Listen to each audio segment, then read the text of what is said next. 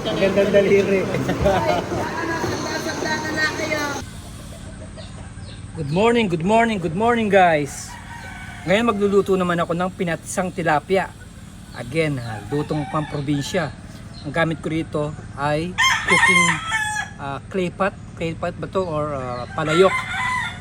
Siyempre, pwede rin kayong gumamit ng kaserola or kawali. So, ang una natin gagawin, ilalagay ko yung luya sa ilalim.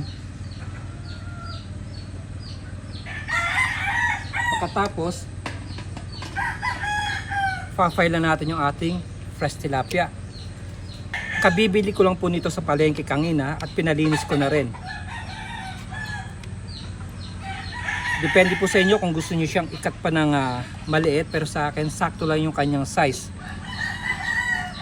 So 5 piraso siya. Tapos po maglalagay tayo ng sibuyas. Medyo malangaw dito sa bukid. Ngayon, mag-add tayo rito ng crushed garlic, siling pansigang.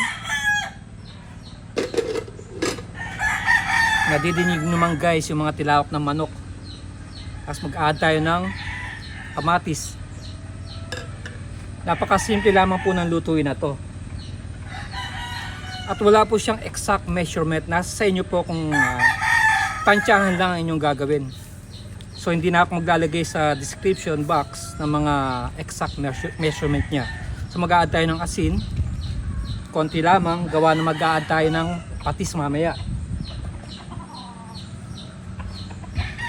Kalamansi juice, o pwede kayo maglagay ng lemon juice. Mag-add po tayo ng konting paminta. At syempre ang star of the show, ang ating patis.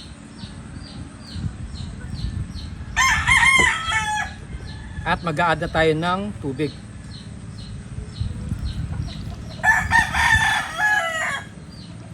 So hindi po natin dadamihan yung tubig, siguro kalahati lang ng clay pot.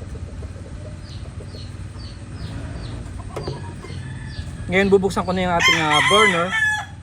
Once na maluto na yung ating tilapia, siyempre hindi ko masasabi sa inyo kung how many minutes ang cooking time nito. Check lang natin time to time kung luto na yung ating tilapia.